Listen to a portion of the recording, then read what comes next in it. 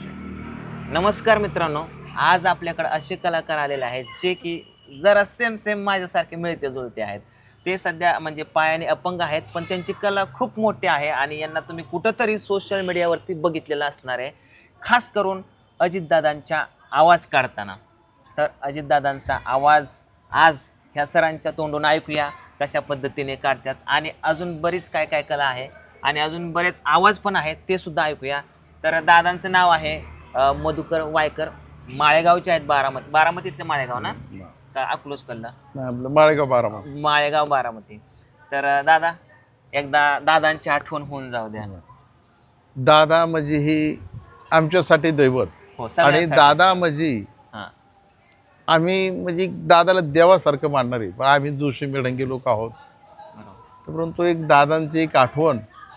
तुमचं नाव काय म्हणले? पांडुरंग वाघमारे. बाबराव वर्मा.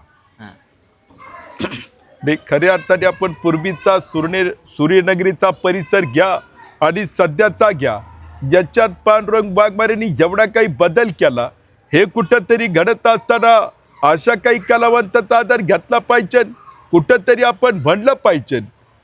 खऱ्या अर्थाने पांडुरंग, जोपर्यंत माझे हातपाय चालतात ना, वाघमारे मी तुमचं भलंच करणार, मी विकासाचाच माणूस आहे. वा, छान, मस्त. अक्षरशः असं वाटलं की दादांचं भाषण ऐकतोय. मस्त.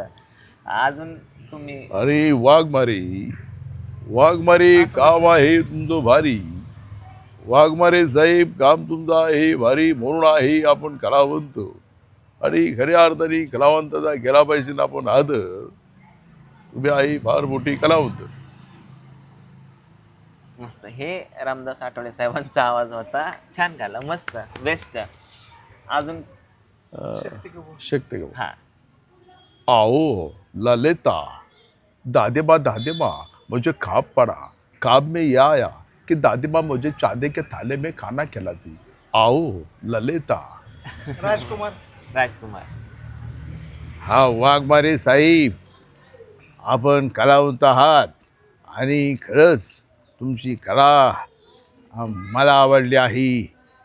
जानी मेरा शुभांकल कहा गया.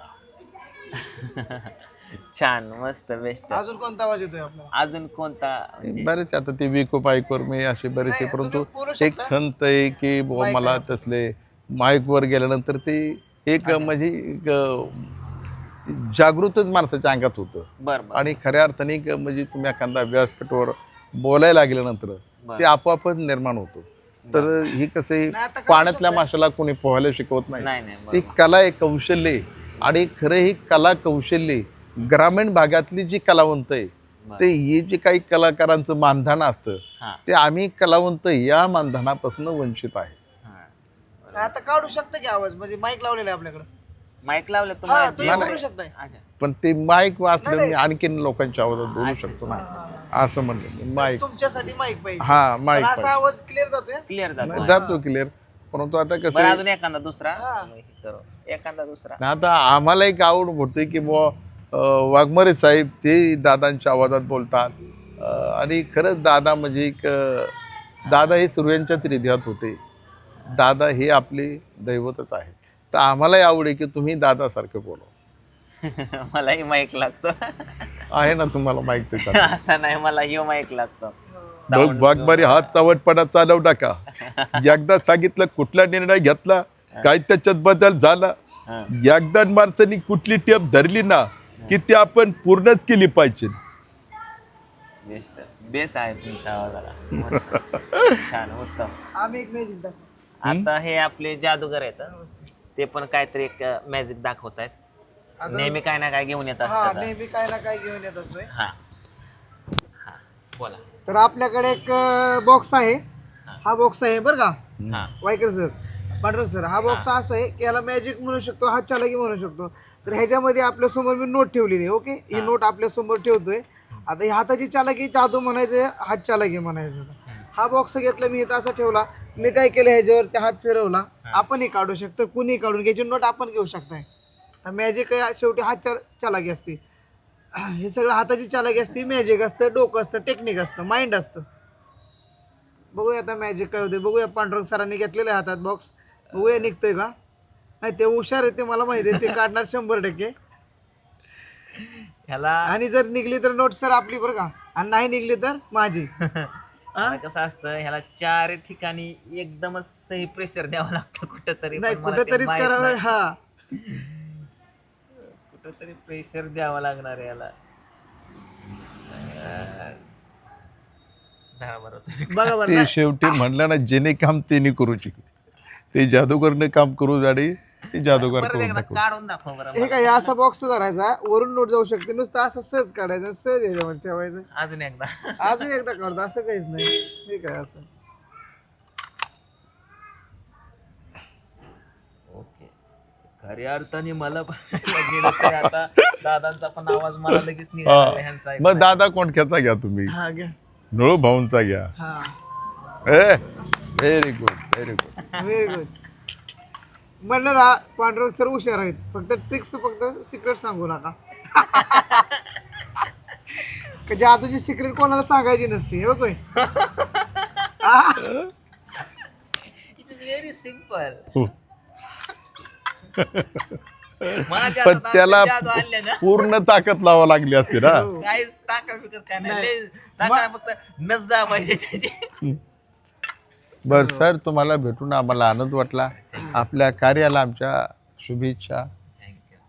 तसं मी पण म्हणजे स्टेजवरती गेल्यानंतर भरपूर आवाज, मी 50 पेक्षा जास्त आवाज काढतो. अहो सुरुवातीला मी ही माईक आहे का ना, असा एखादा हे बोल असा माईक करत नाही, काय तसंच म्हणतो असतं, तसं मग जरा बोल. daring नसतं ना आपल्याला. मग आता ह्या गाडीची शिंदे साहेब होते, नामदेव शिंदे साहेब, हा. त्या गाडीचे 35,000 रुपये थकबाकी त्यांनी भरले ह्या माझ्या गाडीची. होय.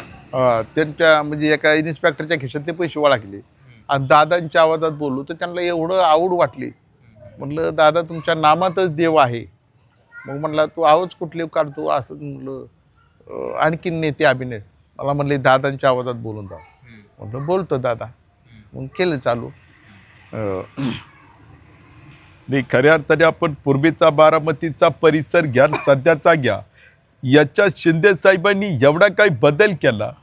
आणि कुठंतरी घडत असताना शिंदे साहेबांचा आदर घेतला पाहिजे. जे लोक व्याजाने पैसे व्यवहारतात आणि कशा पद्धतीचा अन्याय करतात, याच्याकरता सक्षम कार्यकर्ता म्हणलं तर ते शिंदे साहेबांचा नादच खुळा. असं बोलू तू कळलं. हा मग माझ्या अंगावर मला काटे आली. मला असं क्षणात वाटलं की मी दादांच्या मोर बसलेलो आहे.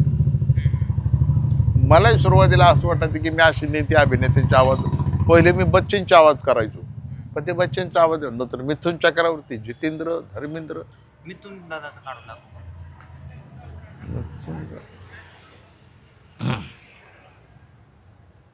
आता त्याची भाषा ही थोडी वेगळी.